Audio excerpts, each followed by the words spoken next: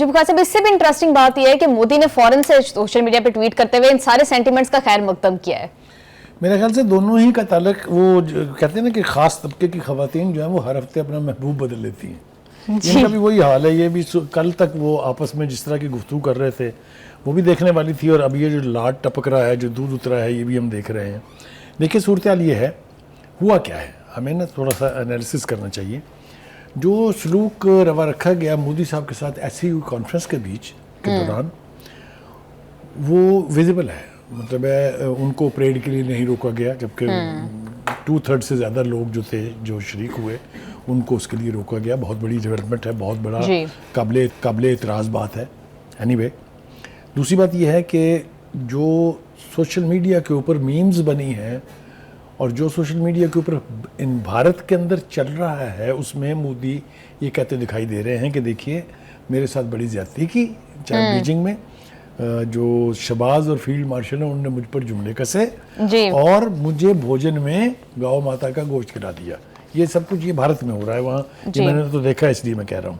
देखिए दूसरी बात ये है, ये बात बिल्कुल एस्टेब्लिश है कि मोदी को उस तरह से घास नहीं डाली गई है कॉन्फ्रेंस में जिसकी वो तवक्का लेके शायद गए थे, क्योंकि वो तो अमेरिका से अपना मुंह मोड़ के इस ग्रुप में शामिल होने गए थे। लेकिन बुखार साहब, आपने तो ये पहले से ही कह दिया था कि ऐसा नहीं होने वाला कि कोई स्ट्रेटेजिक अलायंस बन सके। मुझे मालूम था ये। मैं as a student of history या एज ए जर्नलिस्ट मैं एंटिसिपेट कर पा रहा था कि चाइना किस हद तक जा सकता है भारत के लिए, और भारत कितनी जल्दी मजबूर होकर वापस जाएगा अमेरिका की गोद में।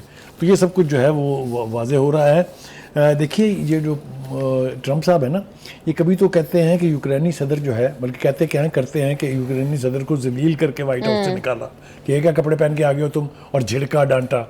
फिर जब देखा कि रूस की तरफ से घास नहीं डल रही है तो फिर उसे गोद ले लिए दोबारा। कभी ये पुतिन के बारे में उम्मीदें वाबस्ता करके कहते हैं कि he is a statesman and this that और अदर। जब वो उनकी बात नहीं मानते फिर तानाजनी पे उतर आते हैं। तो ये जो पिया है ना, इन पिया का कोई एतबार नहीं है कि किस्मत किसके साथ खड़े होंगे। साहब, लेकिन एक इतनी गैर मुस्तकिल मिजाजी, वो भी एक सुपर पावर के लीडर में, आपको क्या लगता है कि अमेरिका को फिर पूरी दुनिया को क्या इसका कितना नुकसान हो सकता है? देखिए मैं तो ना एज ए मुसलमान, एक आयत है जिसका कुछ इंटरप्रिटेशन इस तरह से है कि अल्लाह ताला फरमाते हैं कि हम जो है वो जब कौमों को तबाह करने का फैसला करते हैं तो उन पर मस्खरे हुक्मरान कर देते हैं। ये तारीख आप देख लीजिए ना, ये जो रोमन एम्पायर थी, ये वो जो बंसरी बजा रहे थे नेहरू साहब एंड वगैरह वगैरह, ये सारी मिसालें हमारे सामने मौजूद हैं। मेरा ख्याल ये है कि आने वाले वक्त में तारीख ये लिखेगी कि under Trump was the worst period of United states. ये ज़्यादा देर ये इमेज जो है ये बरकरार नहीं रहेगा। अभी तो वो सुबह से शाम तक हर रोज़ नया फैसला कर रहे होते हैं, लेकिन उससे अमेरिका की कॉज को, अमेरिका को एज ए कंट्री नुकसान पहुंच रहा है जिसका इदराक इस वक्त नहीं है, लेकिन आने वाले दिनों में लोगों को। डोनाल्ड ट्रंप मुसलसल तनकीद भी कर रहे थे मोदी के ऊपर। पिछले दिनों हमने देखा, फिर उन्होंने एक ट्वीट की कि लुक्स लाइक कि हमने इंडिया को चाइना के हाथों खो दिया है। और फिर उसके बाद हमें ये लग रहा था कि इंडिया का एससीओ में जाना जो है वो डोनाल्ड ट्रंप को प्रेशराइज कर सकता है। क्या वाकई ही ऐसा हुआ है और ये मोदी की बहुत बड़ी जीत है डोनाल्ड ट्रंप की जाने से? मेरे ख्याल से डोनाल्ड ट्रंप ने इनको दोबारा गोद इसलिए लिया है कि ये एससीओ की स्टेट्स जो हैं या चाइना जो है और रूस जो है उसको ये मैसेज देना चाहते हैं कि देखा ये कितना बड़ा मेरी अचीवमेंट है कि वो वापस आके वो फिर मेरे साथ मोहब्बत की पींगे बढ़ा रहे हैं। ये एक मूव हो सकती है, डिप्लोमेटिक या स्ट्रेटेजिक मूव आप इसको कह लें, लेकिन इसने ट्रंप को भी एक्सपोज किया है और मोदी को भी एक्सपोज किया है। मोदी साहब भी आपने देखा किस किस्म की नाराजनी कर रहे थे अपनी पार्टी के अंदर, और बीजेपी और आरएसएस के लोग जो थे वो सोशल मीडिया पे क्या यानी तराने गा रहे थे।